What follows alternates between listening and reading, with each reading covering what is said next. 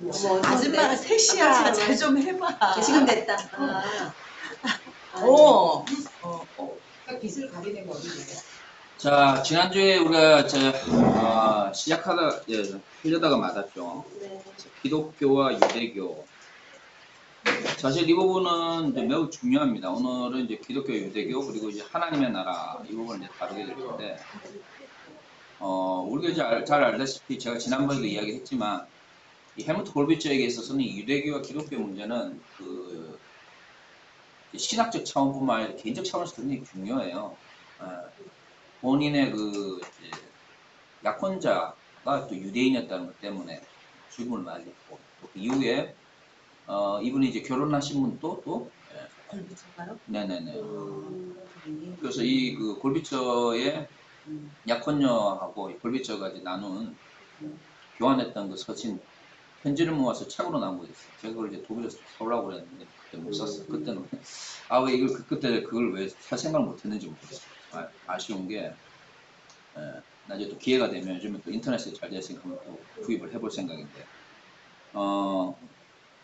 이후 또 실제로 또 부인이 또 유대교 오래 가지고 이후에 이제 베를린 대학 교수가 되고 나서 그 유대교와 기독교 부분에 대해서 많이 이제 연구를 하면서 이스라엘을 몇 번 이제 방문하기도 하고 그러면서 이제 기독교, 유대교 문제를 굉장히 이제 진지하게 다뤘죠. 그러나 어쨌든 그 역사적 측면에서 보면 결국엔 그 나치 시대에 그렇죠? 유대인 학살, 홀로코스트가 그 독일 어떤 신학에 있어서 이 기독교, 유대교 부분에 많은 영향을 미쳤다고 볼 수가 있습니다.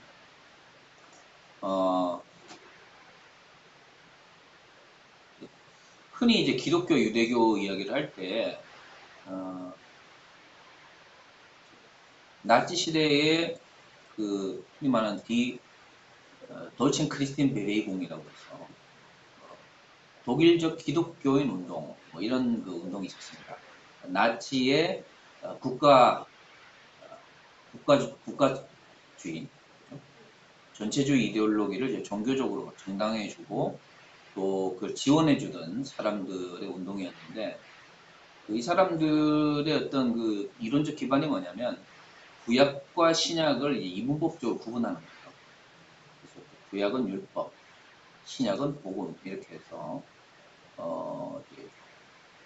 바울의 이제 논리, 솔직히 이제 그것이 이제 바울의 진정한 논리인지는 좀 연구를 해볼 필요가 있습니다만은 저는 그게 바울의 진짜 의도는 아니었다고 생각합니다만은 구약을 부정함으로써 신약을 이렇게 부각시키는 그렇게 해서 신약에 이제 율법과 복음의 단절성을 강조함으로써 복음을 부각시키고 기독교의 정체성을 형성하려고 하는 그러니까 기독교의 정체성을 어떤 하나님 나라의 확장이라든가 아니면 예수께서 선포하신 어떤 다양한 어떤 복음의 내용으로 이거를 찾으려고 하는 것이 아니라 유대교를 배척함으로써 기독교의 어떤 정체성을 찾으려고 하는 이런 이분법적 사고방식이 19세기 말, 20세기 초에 굉장히 독일 혹은 유럽 사회에 풍부해 있었고 엄밀히 말하면 이제 나치라든가 파시즘 이런 것들 그다음에 이제 20세기 초중반에 형성되었던 그런 어떤 전체주의가 이제 기독교 극우적인 어떤 기독교와 이렇게 연결되어서 진행되었던 것은 이런 어떤 신학적인 기본적인 어떤 그 바탕이 형성되어 있었기 때문이죠. 오늘날도 많은 부분 그런 부분이 있죠. 기독교 극우 세력과 정치적 극우 세력이 많은 부분 연결되어 있고, 그 다음에 기독교 극우 세력들이 특히 이제 정체주의적 성향을 많이 보이는 것은 아직도 이러한 어떤 20세기적인 문화, 기독교 극우주의, 이 기독교 극우주의는 기본적으로 율법과 복음을 이렇게 대립적 관계에서 놓고 구약과 신학을 단절된 것으로 보는 이런 어떤 시각들이 이제 기독교 극우주의의 어떤 기본적인 틀인데 이러한 기독교 극우주의가 정치적 측면에서 전체주의와의 어떤 연관성 속에서 아직도 해결되지 않은 상태에서 밀접한 관계를 맺고 있죠. 한국 사회도 마찬가지라고 볼 수 있습니다. 한국 사회도 한국의 이제 극우 정치 모르겠습니다. 한국의 이제 우익이라고 하는 게 정말 이제 존재하는지 고민을 해볼 필요가 있는데 뭐 어쨌든 유럽적 관점에서 이제 뭐 극우, 예? 극우가 존재한다고 할 때 이 극우 세력의 어떤 그 정치 이데올로기가 보면 이제 많은 부분 기독교 극우주의 혹은 기독교 근본주의 그 운동과 많은 부분 연결되어 있죠. 네. 그래서 정말 신기하게도 그 소위 말하는 군사주의 문화, 예? 군대 문화 이런 것들과 한국 기독교 근본주의 교회의 어떤 그 체제라든가 문화라든가 뭐 이런 그 의식 구조 이런 것들이 굉장히 많은 부분 연결되어 있는 것은 단순히 한국 사회만의 문제가 아니라 20세기 초에 등장했던 이런 어떤 서구의 어떤 그 문화들과의 어떤 연관성 속에 있지 않나 생각이 들어요. 그래서 이제 이 골베제 역시도 고민을 하는 게 뭐냐면 구약과 신약을 대표하는 즉 이스라엘 공동체와 교회 공동체 사이에 이 그 흔히 말하는 이 단절을 어떻게 볼 것인가? 정말 단절된 것인가? 아니면 이 단절이라고 하는 개념들이 어떤 특정한 시대의 어떤 특정한 이데올로기에 의해서 만들어진 것인가? 뭐 이런 문제를 고민하는 것이죠. 우리가 이제 가지고 있는 이 골베제의 신학의 연대성이라고 하는 책 142쪽을 보시면 여기 이렇게 나옵니다. 우리가 물어야 할 것은 유대교에 대한 부정적인 판단이 정말로 기독교 신앙에 있어서 본질적인지 아닌지. 따라서 이 두 가지의 종교적 대립은 쌍방으로부터 서로 되풀이해서 주장되어 왔던 것처럼 그 정도로 없애는 것이 불가능한 것일까 어떨까 하는 것이다. 그러니까 이제 골베제가 묻죠. 기본적으로 기독교는 유대교에 대한 부정적인 생각을 가지고 있어요. 왜? 유대교는 율법적이고 그래서 하나님께서 원래 이루려고 했던 구원의 역사를 그 율법에 대한 어떤 과신 혹은 율법을 지킴으로써 구원을 얻는다라고 하는 어떤 믿음 어떤 전통 때문에 하나님의 구원의 역사를 어떻게 했다? 이루지 못했다. 그들은 실패했다라고 하는 기본적인 부정적인 인식을 가지고 있는 것이죠. 근데 이게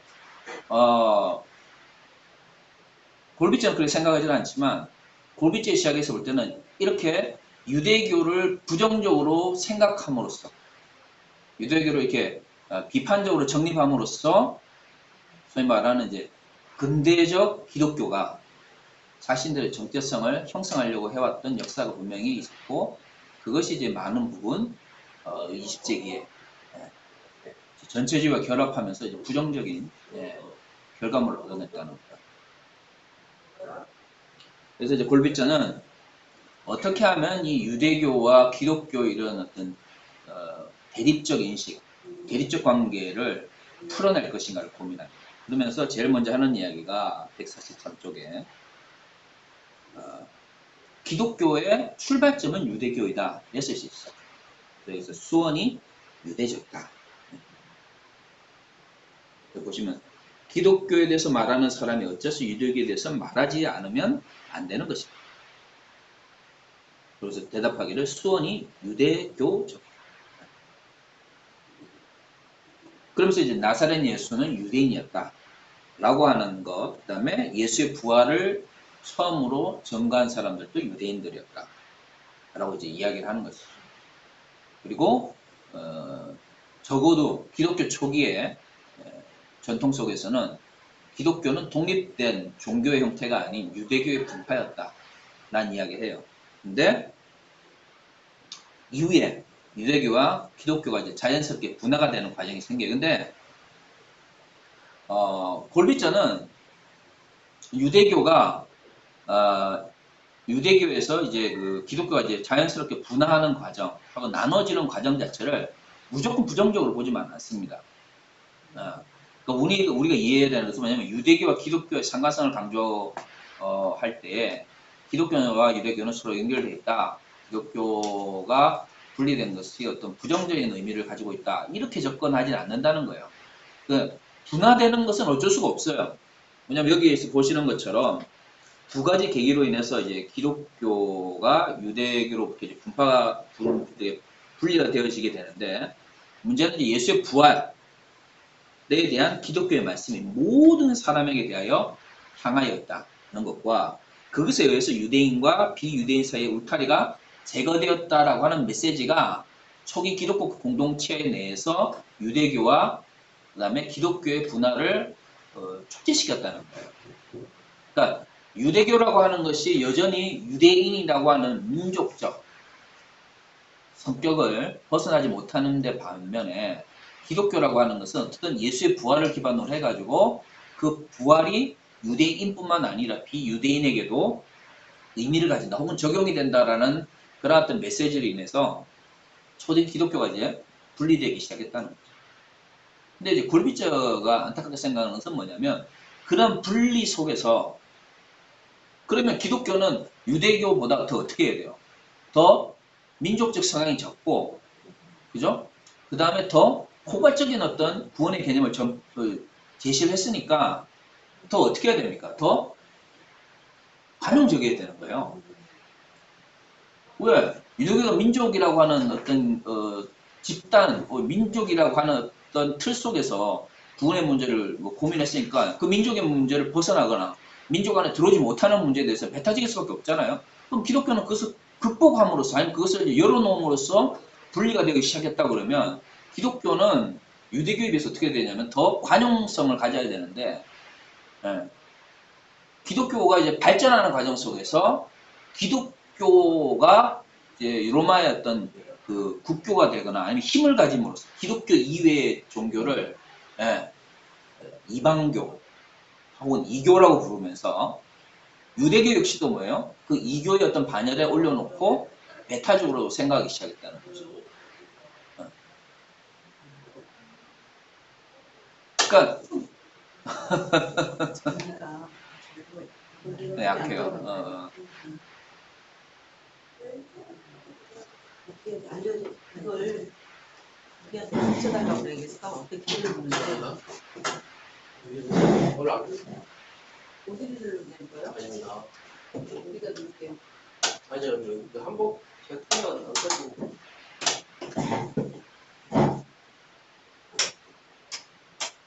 죄송합니다. 괜찮아요.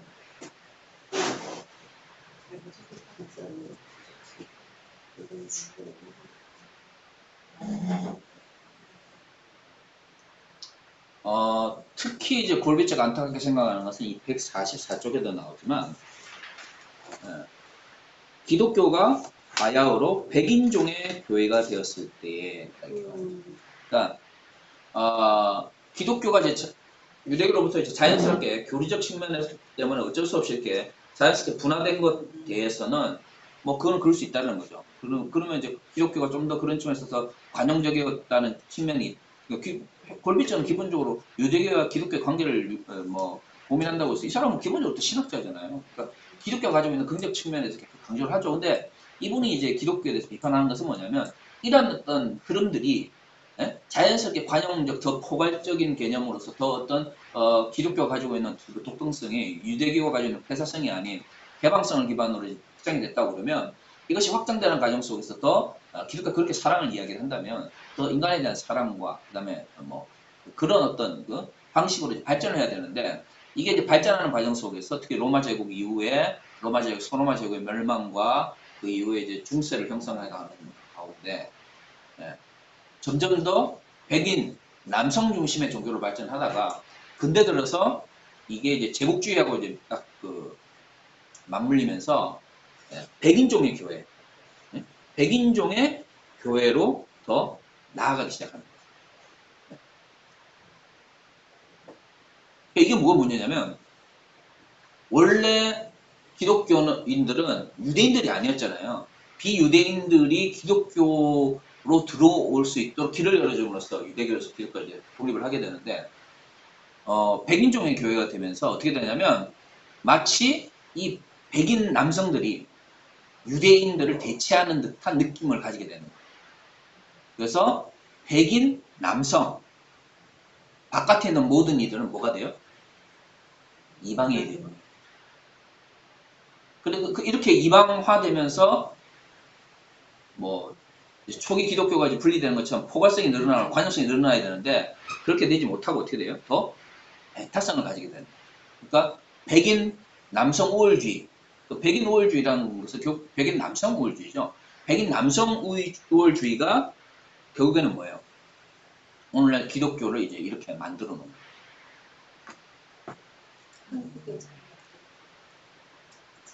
네. 근데 사실 뭐 사족이긴 합니다만은 그 우리가 이제 이런 그 역사적 분석이 이제 필요한 이유는 그럼 뭐 서구 교회가 뭐 그런 걸 뭐 우리 어쩌란 말이냐 이렇게 생각할 수 있지만 한국 교회가 기본적으로 가지고 있는 독특한 성격, 즉 반유대적이면서 친이스라엘적인 어떤 그 성향이 있잖아요. 여기서 이게 도대체 어디서 오느냐는 거죠. 이게 결국에는 미국 교회, 소위 말하는 미국 근본주의 계열 쪽의 교회가 가지고 있는 그 영향, 그 어떤 성향을 한국 교회가 어떻게 한 거예요? 받아들인 거거든요. 그것을 이제 원했던 원하지 않았던. 어떤 미국의 지원을 받아서 한국은 경제적 성장을 많이 했고, 한국 교회는 많은 부분에 미국 근본주의 교회의 영향을 받아 성장을 했단 말이에요. 그러다 보니까 한국의 어떤 그 근본주의 신학 속에는 그런 어떤 반유대적이면서 동시에 정치적으로는 친이스라엘적인. 그래서 이제 이스라엘 쪽의 반대쪽에 있는 팔레스틴이나 아니면 그 이슬람에 대한 어떤 극단적인 형태의 어떤 그 공포 이런 것들이 이제 내재되어 있는. 사실 지금 한국에서 영향이 있는 교회들이 이슬람 문제를 자꾸 어떤 그 사회의 어떤 그 사회가 다원화되고 있잖아요. 그럼 이 다원화되고 있는 사회에서 그 이전에 한국 사회가 그렇게 다원화된 사회가 아니었잖아요. 그죠? 그러니까 저는 뭐 단일 민족 이데올로기를 그렇게 신뢰하지는 않습니다만은 어떻든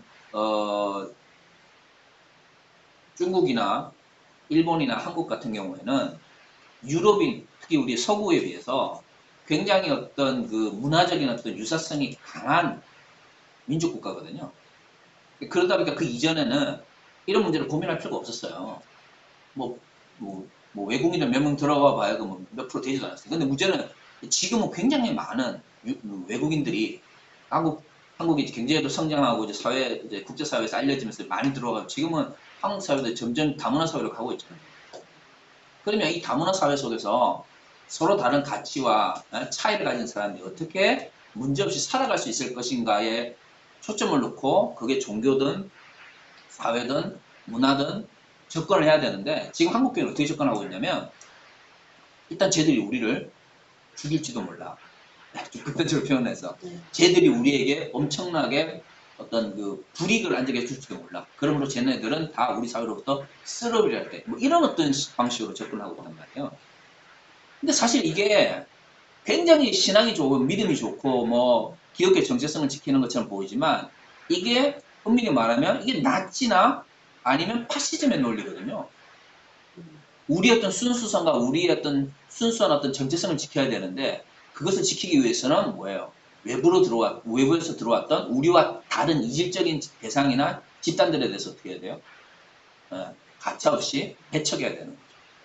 그러니까 이게 점점 한국 사회에서도 한국이 힘을 가지게 됐고 국제사회에서 목소리를 내게 되면서 이제 그 이전에는 그냥 억압받던 그냥 한 민족이었을지 모르겠지만 지금은 알게 모르게 서구의 어떤 그 제국주의나 서구의 어떤 전체주의의 어떤 그 흉내를 내고 있는 거죠. 그래서 조심해야 돼요. 근데 이슬람 문화 같은 건 이슬람 같은 경우는 좀 무섭고 왜냐면 또 일부 다처제고 또 그 IS 세력들이 또 어떻게 또 영향이 있을지 모르겠고. 근데 이슬람도 다양하잖아요. 근데 이슬람은 그러니까 우리가 이제 이슬람이 가지고 있는 문제점에 대해서 인식을 하지 말아야 된다는 게 아니라 이슬람도 굉장히 다양하다는 거예요. 만약에 이슬람이나 기독교가 아닌 문화 속에서 기독교를 본다고 합시다. 그럼 미국이 가지고 있는 미국의 기독교 근본주의는 어떤가요? 그럼 레이건이나 아니면 그런 어떤 시대에 뭐 기독교의 이름으로 지금도 마찬가지잖아요. 항상 미국의 정치가들 보면 그들이 사용한 언어의 많은 부분은 성경적 언어를 사용한단 말이에요. 그럼 그런 것들이 외부 세계에 다른 정치적인 어떤 성향뿐만 아니라 종교적이나 문화적 세계에 있는 사람들한테 볼 때 그들은 그것을 정치적인 문제, 종교적 문제 따로 분리하지 않고 그것을 같이 볼 수 있는 거죠. 그러니까 뭐 물론 이제 IS 문제나 이슬람 근본주의 원리주의자들은 분명히 배척을 해야 되지만 그들을 배척하면서 동시에 우리는 어떻게 봐요? 우리 내부에 기독교 내부에 있는 기독교 근본주의에 대해서 동시에 똑같이 기독교 근본주의 문제를 돌아봐야 되는 거예요. 이게 이슬람이냐 기독교의 문제냐가 아니라 어느 종교든 근본주의가 부흥하게 될 때 그 종교는 건강하지 못한 거예요. 원리주의든 근본주의든.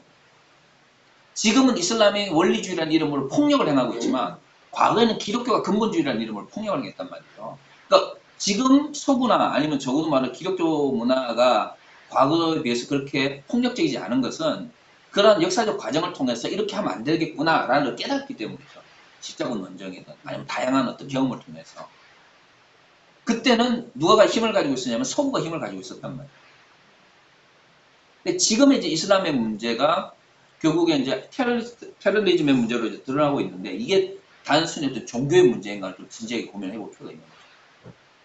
왜냐하면 지금 이제 테러가 막 자행되고 있는 다양한 국가들을 보면 예전에 냉전 시대에 냉전 이데올로기 가운데 냉전 어떤 이데올로기 자신의 어떤 이데올로기였던 이익을 위해서 그 지역의 어떤 문화나 어떤 인종 이런 갈등의 문제를 전혀 신경 쓰지 않고 막 서구든 아니면 동구든 미국이든 소련이든 그들의 이익을 위해서 그들을 지원하거나 지지하거나 아니면 이 세력을 나누거나 아니면 어떤 그 국가를 운영하는 데 지원을 했거나 해서 이게 이제 해체되는 과정 속에서 일어난 경우가 많거든요. 예. 그러니까 다수를 지배하기 위해서 소수를 지원해주고 그러면서 이제 저기 이슬람 세계에 이제 민주화가 진행되면서 다수파들이 그동안 억압받았던 그 물분을 소수파를 막 억압하면서 혹은 이제 인종 차별을 하거나 인종 청소를 하면서 이제 문제가 생겼는데 실제로 거기에 직접적인 원인을 제공했던 서구 세력, 서구 쪽은 아무런 반성이 없는 게 성찰이.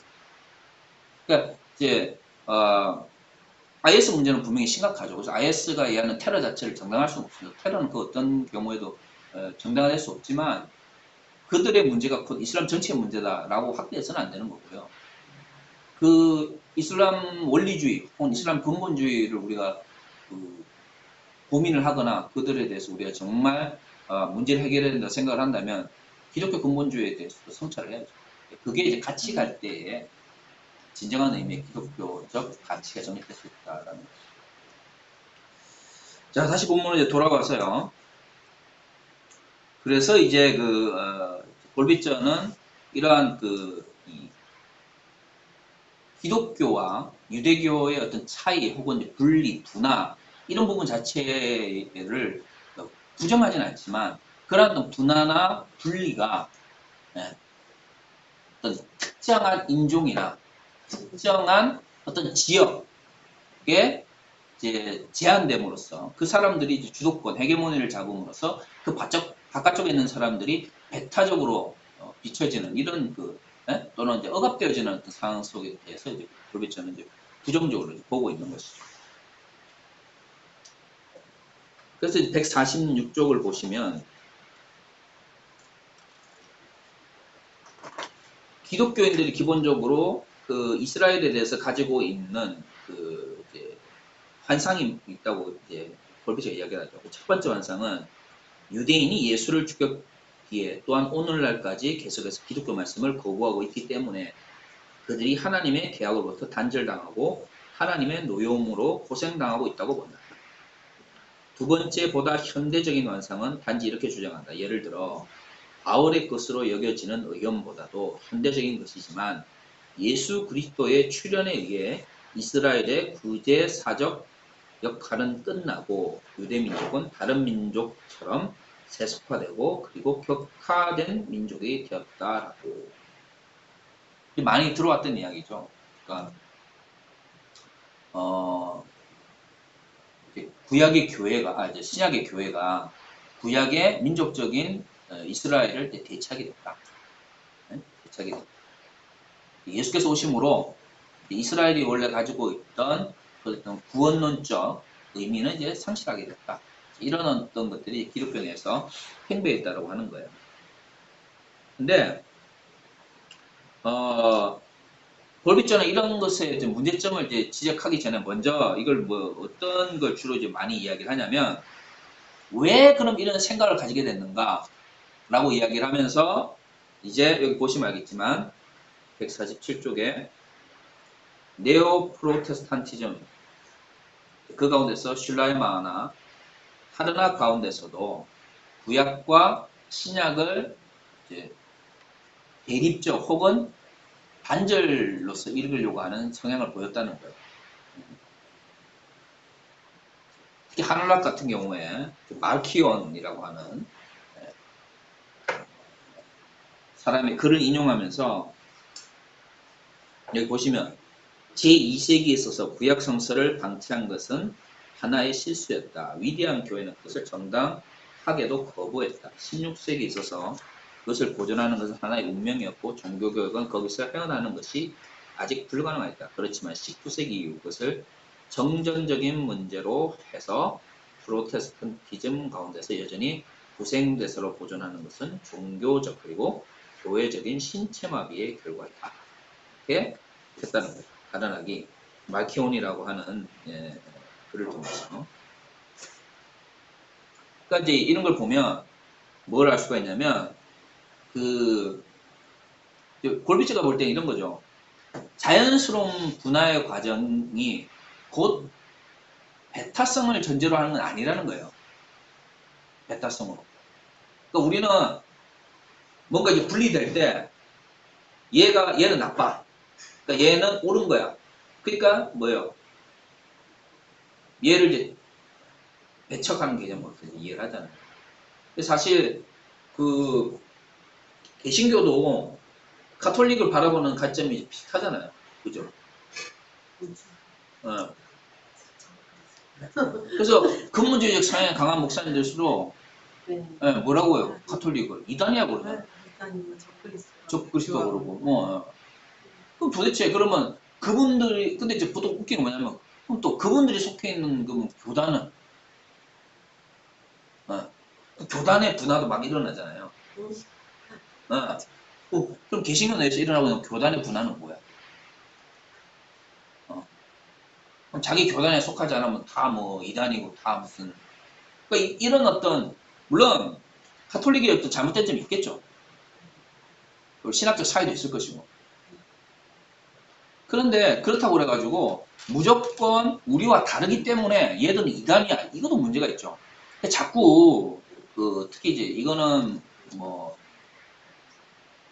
약간 극단적인 경우도 있지만 특히 한국교회에 심한 게 뭐냐면 정말 이단의 문제가 등장했을 때 이단의 문제를 고민을 해야 되는데 이게 지금 이단의 문제가 아닌 차이의 문제로 접근해야 되는 걸 이단의 문제로 접근하는 거예요. 그러다 보니까 어떤 문제가 생기냐면 정말 이단이 등장했을 때 사람들이 더 이상 신뢰를 안 해. 우리 교주님이 예수님이야. 뭐 이러는 애들 있잖아요. 이건 말도 안 되니까 솔직히 한국의 이단들은 어떤 신학적인 어떤 깊이가 있어서 가지고 이단이 되는 게 아니거든요.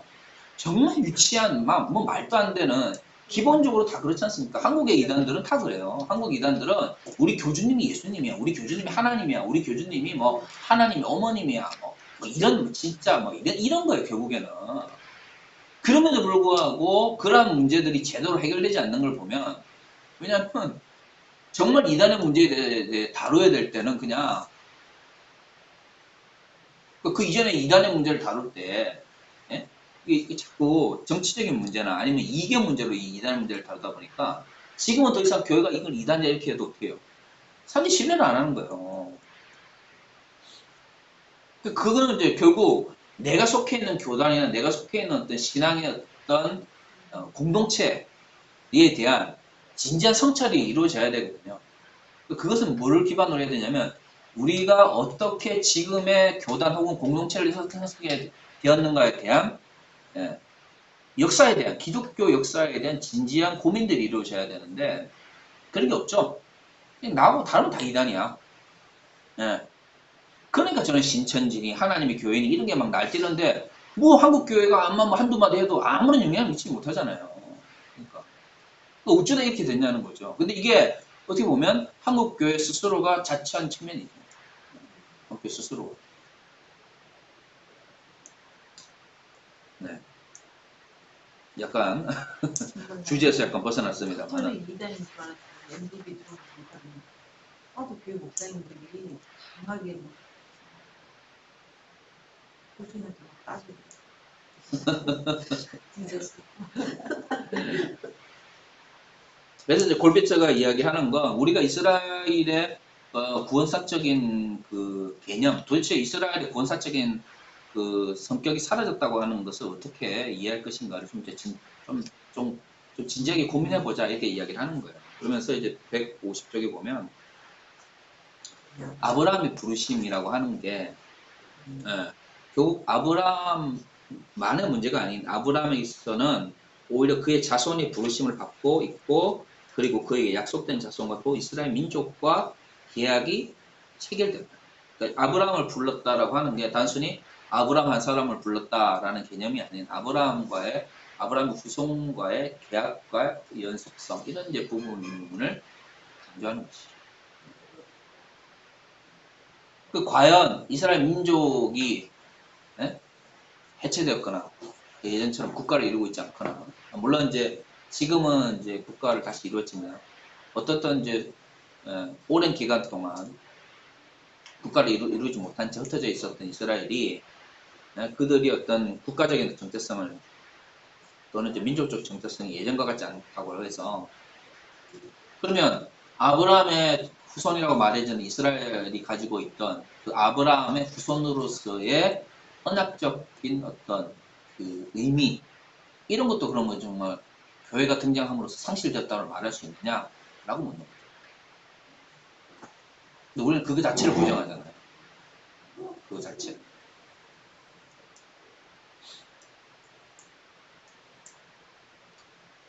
근데 이제 재밌는 건 뭐냐면 151쪽에 보시면 고비전 기본적으로 이제 시오니즘하고 나치즘 양자를 다 어떻게 하냐면 반대를 합니다.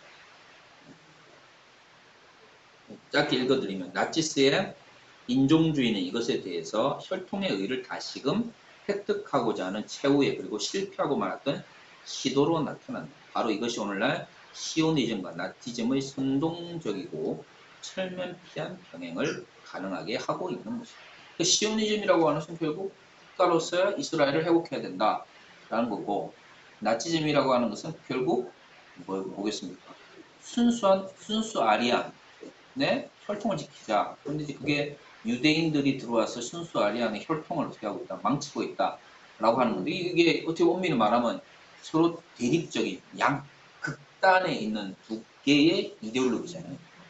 근데 이게 진짜 재미난 건 뭐냐면, 이게 병행이 가능해지고 있는 이유가 뭐냐면, 이 양자가 가지고 있는 어떤 그 이데올로기적인 어떤 특징이 주장이 굉장히 다른 것 같지만 그 기본적인 근간이 유사한 어떤 토대 위에 형성되었다.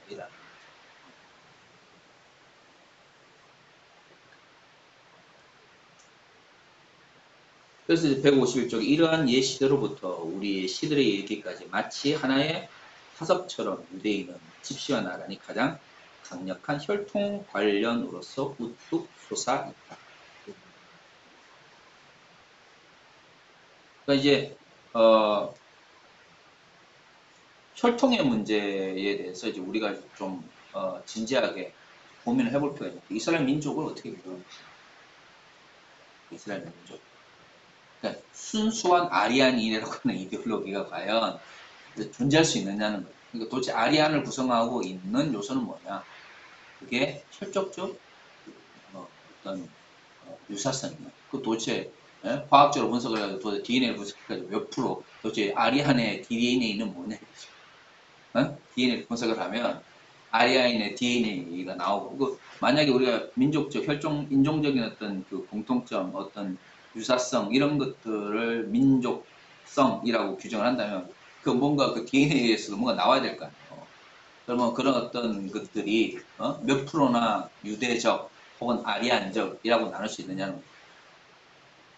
솔직히 한국 사람들이 오랫동안 우리나라 사람들이 말해왔던 한민족이라는 또는 한민족의 순수성 이런 것도 일종의 민족적 이데올로기죠. 순수한 한국이라는 게 어떻게 돼요? 우리가 얼마나 많은 외부의 침입을 받았어요. 그 가운데서 몽고나 중국이나 일본이나 이런 사람들의 어떤 소위 말하는 인종이 분열되거나 이러지 않았겠어요? 그러니까 우리가 그렇게 많은 어떤 그 침입을 받고 그다음에 북방 쪽은 그럼 중국과 전혀 교류가 없었을까요? 말이 안 되잖아요. 그러니까 민족이라고 하는 개념을 어떻게 규정할 것인가에 대해서 좀 진지하게 고민해 봐야 되는 거죠. 그러니까 지금 서구에서 말하는 민족이라고 하는 것은 근대적 개념의 산물이잖아요. 민족국가라고 하는 것도. 예. 그게 예전부터 존재했던 어떤 개념이 아니라 만들어진 개념이거든요. 우리나라도 과연 그러면 한민족이라고 하는 개념이 과연 언제부터 존재했냐는 거죠. 언제부터? 신채호 선생님께서 이야기하실 때 그 민족이라는 개념과 조선시대의 민족이라고 하는 개념, 삼국시대나 고려시대의 민족이라고 하는 개념의 그 개념이 정말 동일했을까요? 한 번쯤 물어볼 수 있는 거죠.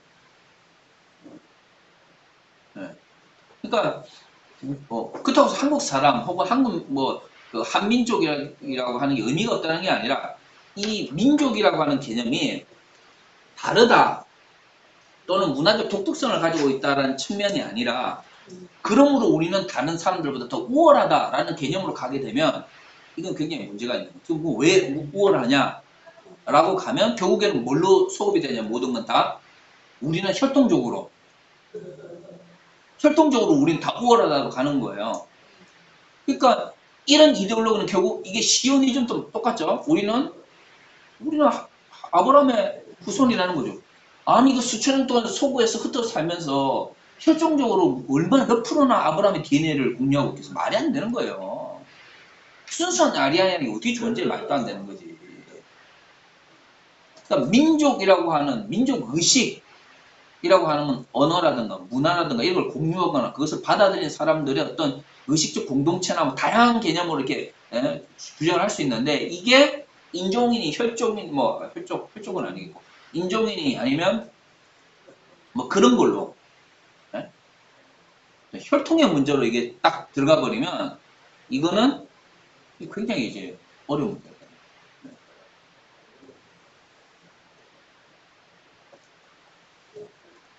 그래서 이제 153쪽에 교회가 그 수원을 이스라엘 속에 갖고 있다면 그곳에서 다음과 같은 결론이 도출되어도 좋다.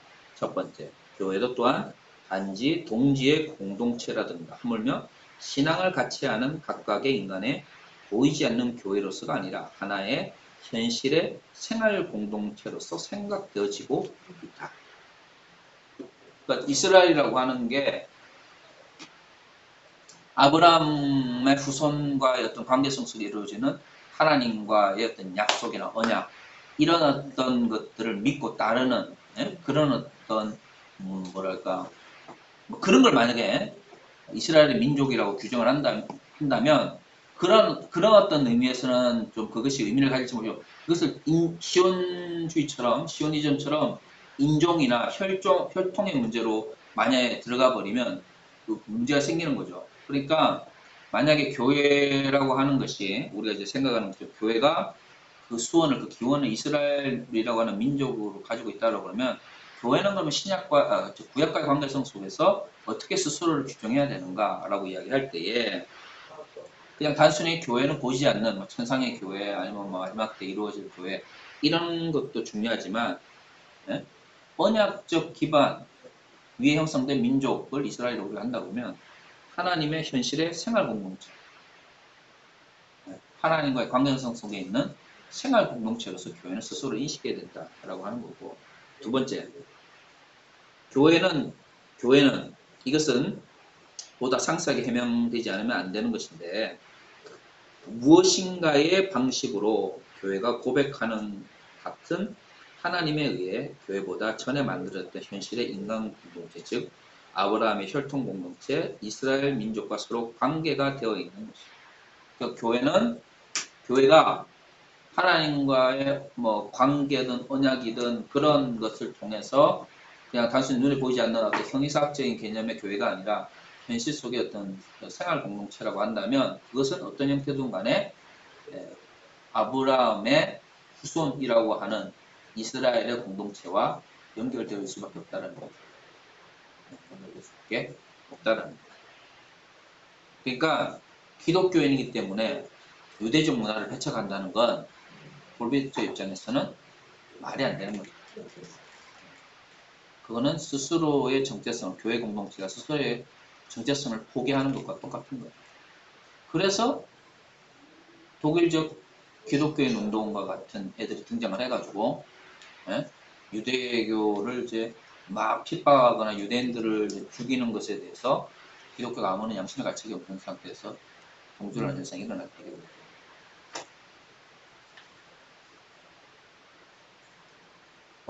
뒤의 이야기들은 이제 그럼 이러한 어떤 그 생활 공동체로서의 교회, 그 다음에 이스라엘이라고 하는 어떤 그 공동체와의 관계성 속에 있는 교회에 대해서 어떻게 이제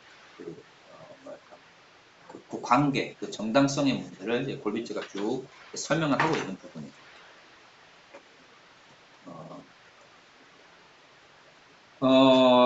뭐 중요한 것은 이제 읽어보시면 알겠지만 이제 제가 볼 때 좀 중요하게 생각했던 건 뭐냐면 157쪽에 있습니다.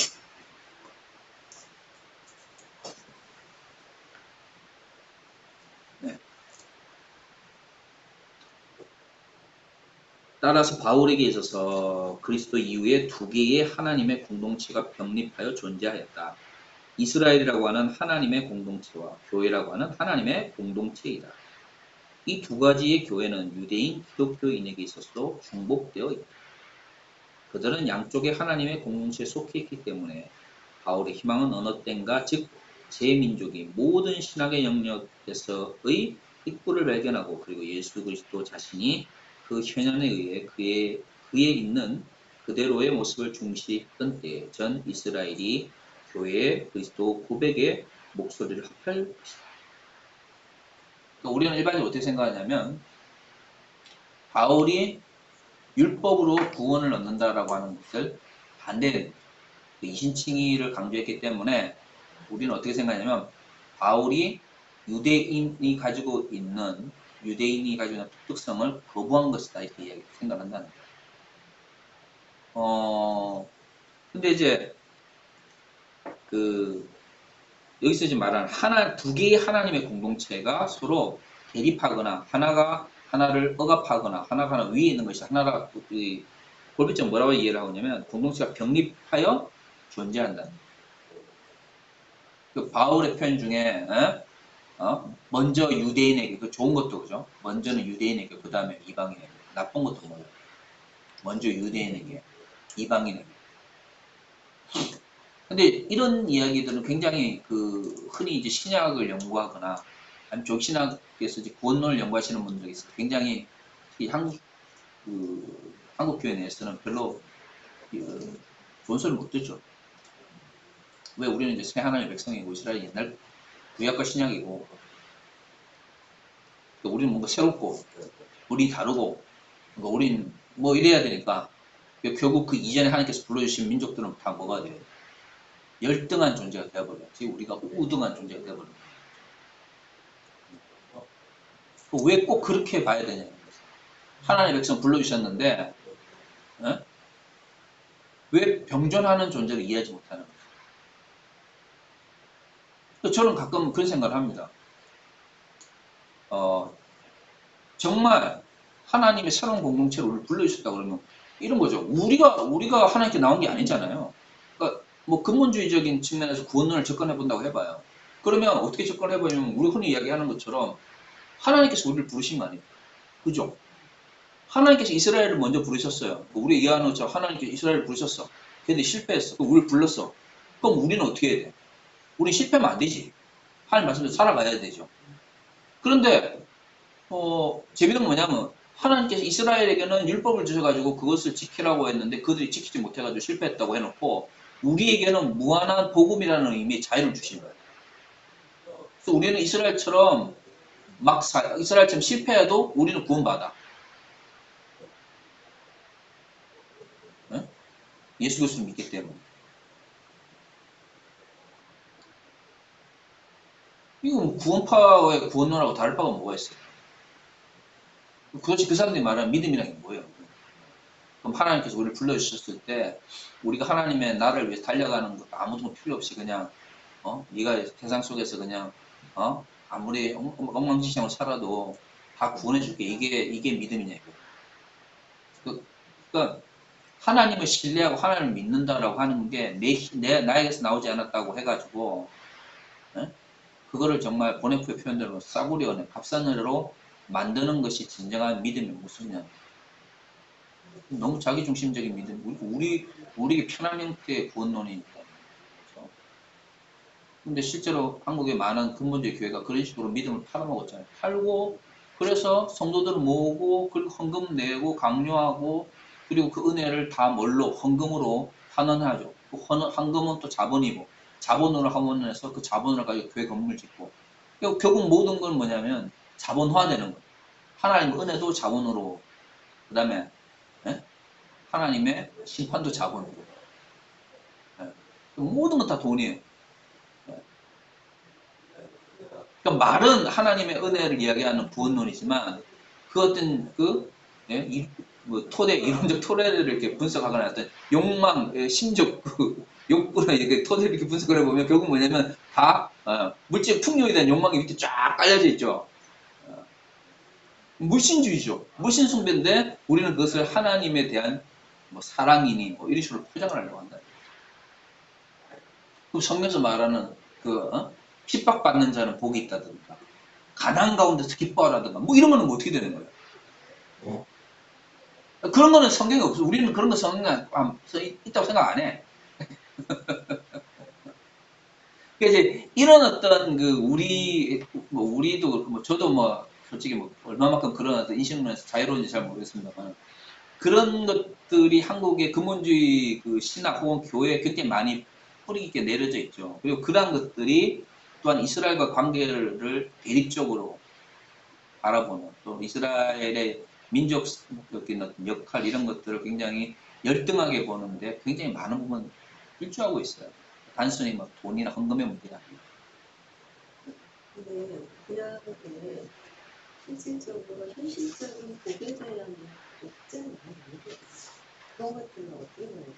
어떤 거요? 구약에요. 복에 대한 게 그게 이제 만약에 순종을 하라든가 근면한 축복을 받다든가 그렇게 하면 복을 줄 것이다. 네네. 근데 막 포도주고 네네네. 그런 것들이 있잖아요. 실질적으로 그러니까 두 가지 다 수용한 마음 뜻이고. 그러니까 뭐 물론 이제 도대체 성경에서 말하는 복이라고 하는 개념이 뭐냐 이거는 조금 더 고민해야 될 부분이지만 정말 어떤 제한적인 정말 어떤 예외적인 걸 제외하고 나면 대부분 이제 성경에서 말하는 복은 큰 틀에서 보면 네가 열심히 땀을 흘렸다. 땀을 흘렸느냐? 그러면 그에 대한 대가를 얻을 것이다. 이게 강해요.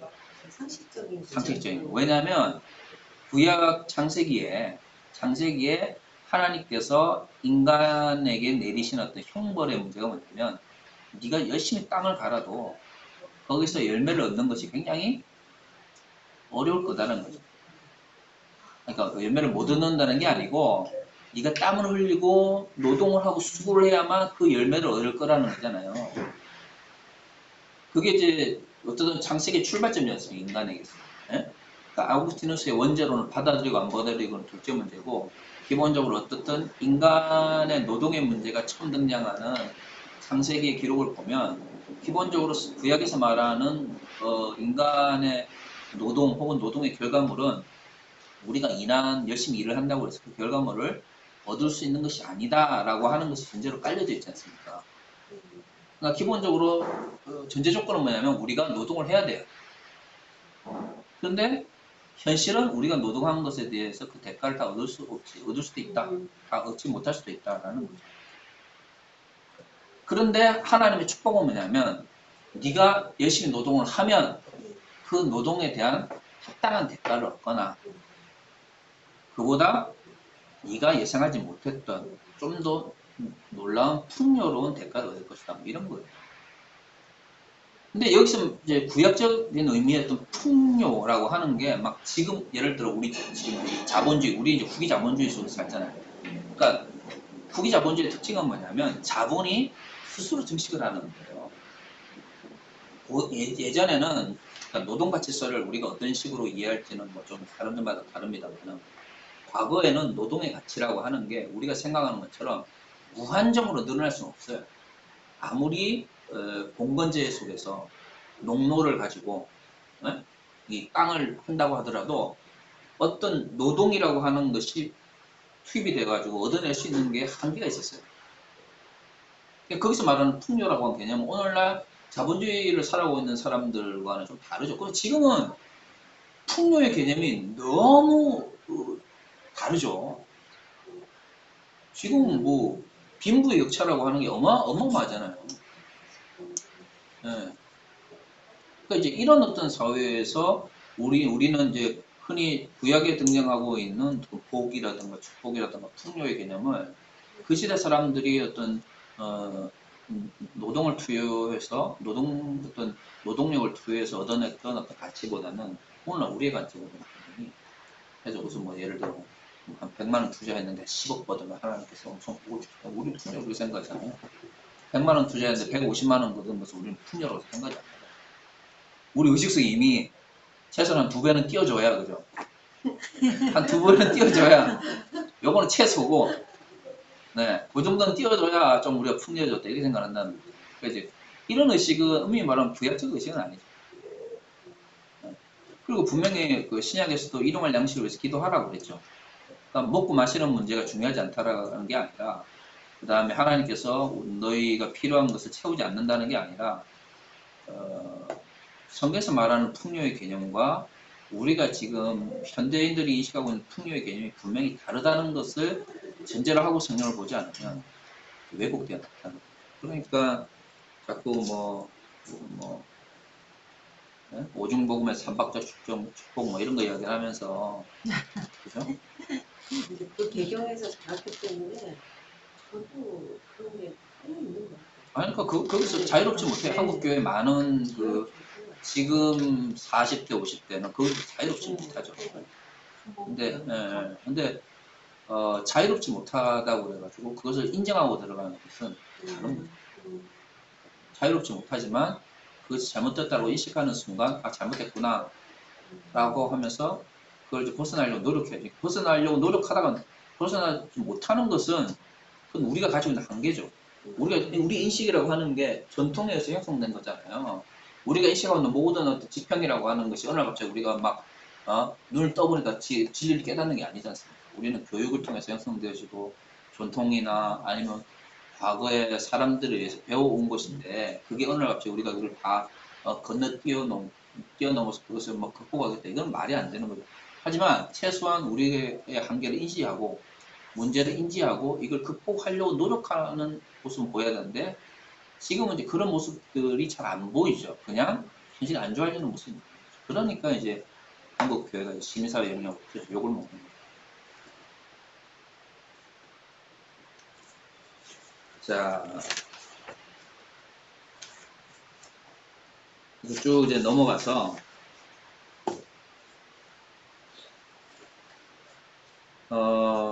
157쪽 제일 밑에 이 불가사의한 격리 부분적으로는 이미 서로 중복되어 있는 이 사태는 무엇을 의미하고 있는 것일까? 1. 이스라엘에 대한 신의 계시와 예수에 있어서 이스라엘과 다른 민족에 향한 하나님의 계시는 이스라엘에 의해서 또 교회에 의해서도 자기만의 것으로 요구하는 것은 불가능하다. 그러나 이스라엘도 교회도 이 두 가지 계시 중에 하나를 자신과는 관계가 없다고 말하면서 한쪽으로 미루는 것은 불가능하다. 이걸 두 개로 독립된 혹은 분리되어진 어떤 걸로 이해해서는 안 된다라는 거고 159쪽에 이스라엘과 교회는 각기 그 독자성을 가지고 있으면서 끊을 수 없도록 연결되어 있다. 그러니까 이제 계속 반복되는 이야기가 이제 그런 거죠.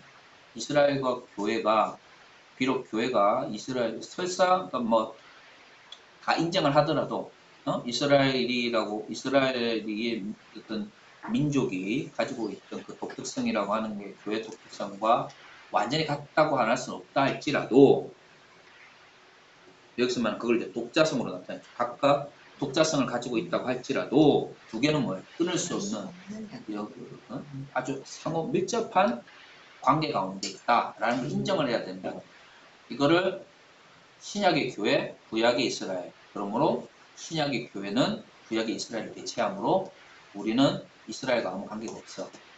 라고 나아가게 되면 우리는 이제 20세기 서구, 소위 말하는 백인 남성들의 종교인 기독교가 행했던 잘못을 이제 반복하게 됩니다.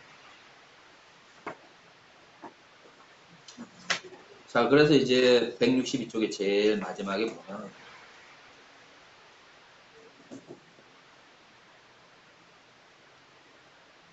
우리들에게 있어서도 유대인에게 있어서도 이 첫 번째 계명에 대한 복종은 그것에 의해 우리들이 복을 얻고자 하는 구원의 길에서는 있을 수 없다. 여기 보시면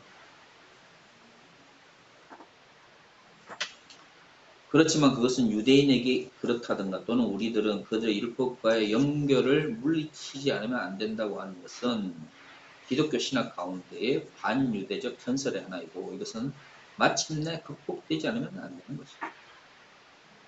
그러니까 사실 바르트의 복음과 율법의 관계에 대해서 제가 지난번에 설명을 한 것처럼 볼비츠도 많은 부분 거기에 동의를 하죠. 서로 이제 대립적 관계로 봐서는 안 된다는 거죠. 결국에는 사랑이라고 하는 내용을 담고 있는 혹은 이제 사랑과 복음이라고 하는 것이 만약에 서로 밀접한 관계로서 이해될 수 있다면 복음이라고 하는 내용을 담고 있는 형식의 차이로 이제 이해되어져야 되는 건데 이걸 자꾸 대립적 관계로 이해해서 다른 하나가 다른 하나를 만약에 완전히 억누르는 것이거나 대체하는 것이거나 필요 없는 것이구나 라고 이해를 해버리면 그 가운데 이미 이분법적인 어떤 문제가 생기게 됩니다.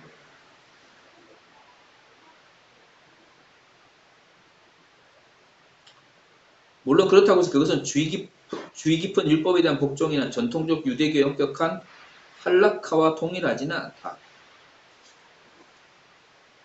루터의 종교개혁에 반대했던 유대화의 위협, 즉 율법의 사업에 의한 의의 위험은 중세의 교회에 널리 퍼져 있었고 늘 그 위험이 있었다.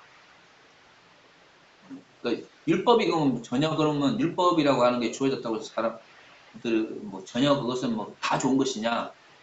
그러니까 율법이라고 하는 것이 일단 그거 자체가 나쁜 건 아니잖아요. 율법이 나쁜 것입니까? 그럼 만약에 율법이 나쁘신 거죠. 하나님께서 이스라엘 백성들한테 아주 나쁜 거 준 거죠. 그죠? 율법 자체가 원래부터 나쁜 거라고 볼 수는 없는 거죠. 문제는 그 율법을 받아든 사람들이 율법을 어떻게 사용하고 인식하느냐의 문제인 거예요. 근데 그 문제는 이미 중세에도 존재했다는 거예요. 물론 그 위험은 뭐 가운데도 있어요? 유대교 가운데도 있었던 것입니다. 유대교가 무조건 다 좋다는 게 아니에요. 유대교에서 기독교가 분리될 수밖에 없었던 것. 유대교가 또한 유대교로 또 비판을 받게 된 것은 유대교 역시도 율법을 주신 하나님의 원래 의도를 제대로 깨닫지 못한 채 율법을 제대로 뭐예요? 이해하지 못했거나 그것을 어떻게 말하면 교조주의화 했거나 뭐 어떤 그 율법의 원래 의미를 제대로 파악하지 못했, 사용하지 못했기 때문에 그런 문제 생기는 거죠. 근데 그거는 중세교회 내부에서 있었고 유대교 내부에서도 있었다는 거예요. 네. 그래서 그것은 주의 깊은 율법에 대한 복종이나 전통적 유대교의 엄격한 할락카와 동일하지는 않다. 그러나 그렇다고 그래가지고 그런 위험이 있다고 그래서 그러면 유대교회라고 하는 모든 것들은 다 이런 할락카를 지키는 방식과 동일한 것이냐. 율법이 어떤 교조주의화되어 가는 것이 그건 아니라는 거죠. 그가 이 잘못된 동일시를 권하기 때문에 이라는 이유로 유대화라는 표현을 이 위험에 사용하는 것은 중지해야만 한다. 그리고 참 기독교적인 길이 좌우에 있는 두 가지의 유혹적 힘으로서의 이교와 유대교 사회를 통과하고 있다는 생각은 버려져야만 한다. 이 생각은 유대인인 바울의 잘못된 해석이고 그리고 이것은 이토록 긴 죄의 역사 뒤에 오늘날 우리들의 과제이고 기독교인과 유대인의 새로운 형제의 관계를 손상시키는 것이다. 그러니까 여기 이제 막 이런 표현들은 한국 교인들은 굉장히 이제 거부감 있죠. 이 생각은 유대인인 바울의 잘못된 해석 이렇게 이런 것들. 그러니까 여기서 이제 그런 이렇게 이야기를 하면 뭐야 이것이 그러면 바울 선생 정경을 기록하신 바울 선생의 이런 것들 부정하는 거야 뭐 이렇게 이제 들을 수가 있는 건데 이제 골비저가 말하고 싶은 것은 성경에 기록되어 있는 그러니까 우리가 성경을 뭐라고 해요? 우리 성경을 기계적 영감이라고 하지 않잖아요. 그죠? 하나님께서 하나님께서 야 이렇게 받았어. 이게 구술적으로 구술 받아 쓴 거라고 생각하지 않잖아요. 우리가 유기적 영감을 이야기할 때는 그들이 가지고 있는 인식론적인 그 다음에 아니면 문화적인 한계를 인정한다는 거예요. 그죠? 그러니까 유대인이었던 바울이 생각하지 못했던 부분이 분명히 존재하는 거죠. 분명히. 그 바울의 서신들 가운데서도 그것이 우리를 구원으로 이끄는면은 전혀 문제가 없을지 모르겠지만 바울의 서신들의 많은 부분에 있어서는 바울이 생활했던 문화적인 환경, 바울이 교육받았던 그런 것들이 담겨져 있는 거예요. 그죠? 그러니까 그게 여성에 대한 인식에서도 영향을 미치고, 그죠? 노예 문제에 대해서도. 그러니까 어쨌든